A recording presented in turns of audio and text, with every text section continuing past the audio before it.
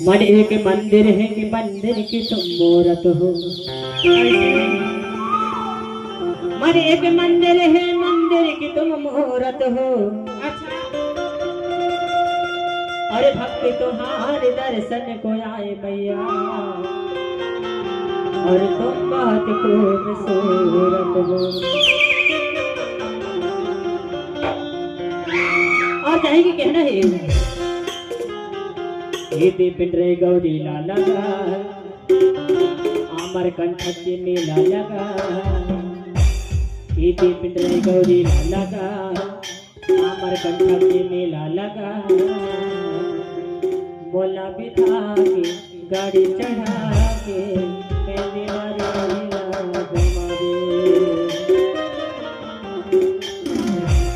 पिंडरे गौरी लगा आमर कंठ के मेला लगा।